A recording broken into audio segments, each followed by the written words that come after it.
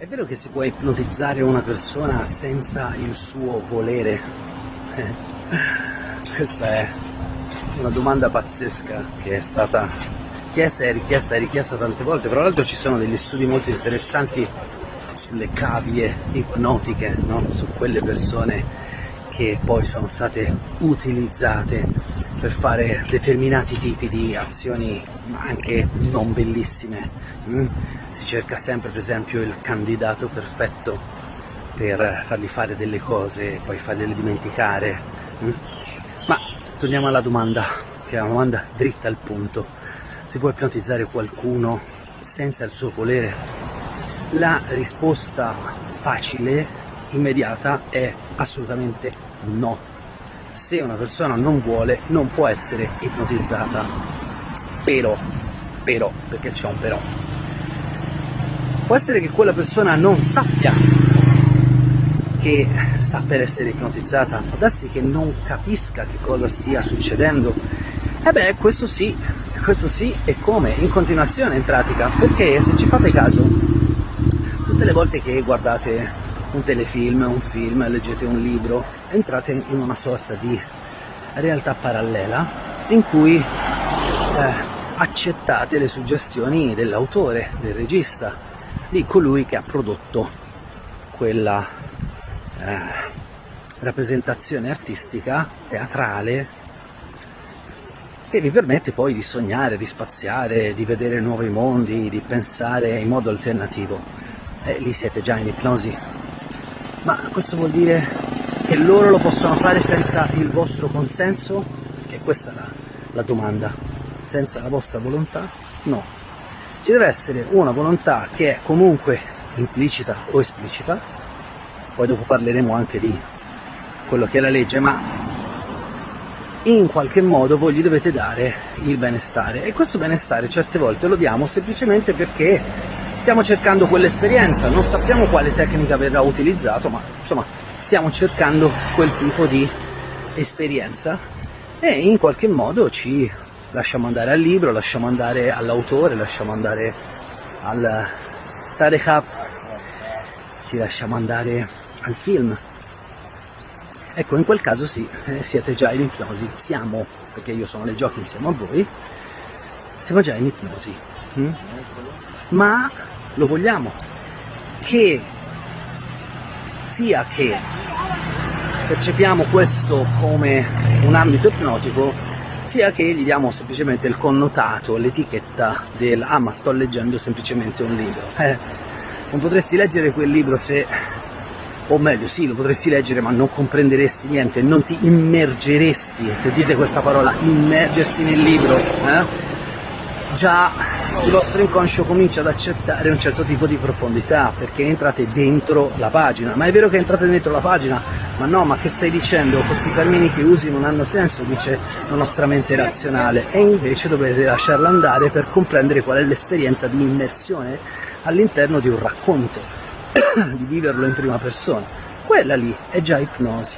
Non complicate troppo la faccenda, non pensate che l'ipnosi sia necessariamente quando uno cammina come uno zombie. Non è assolutamente vero, sono tutte sciocchezze, ok? Noi passiamo molta della nostra vita in ipnosi e più andiamo avanti con la tecnologia, più siamo ipnotizzati da giochini, da video rapidi, da persone che ci fanno vedere 1000 transizioni nei video e via discorrendo. Ora parliamo, vi ho detto, un po' della parte legale dell'ipnosi. Intanto non è uguale dappertutto, ok? Ci sono stati europei in cui tutti possono fare tutto e ci sono stati europei, per esempio l'Italia, dove per fare un certo tipo di ipnosi bisogna essere qualificati, per fare altri tipi di ipnosi non necessita di essere qualificati. Per esempio, immaginate, volete scrivere un racconto, no? Non avete bisogno di essere qualificati in ipnosi per scrivere un racconto.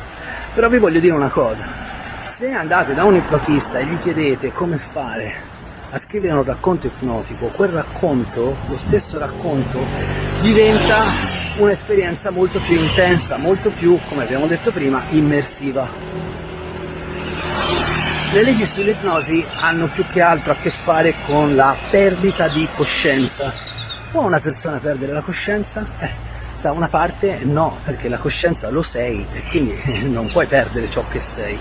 Dall'altro, se ci si riferisce a un termine medico, perdere la coscienza significa perdere l'abilità di, insomma, in qualche modo rispondere agli stimoli, no? Come quando uno è in coma si dice che è incosciente, quando uno sviene è incosciente. A seconda dell'ambiente in cui siete, la parola coscienza assume un significato piuttosto che un altro.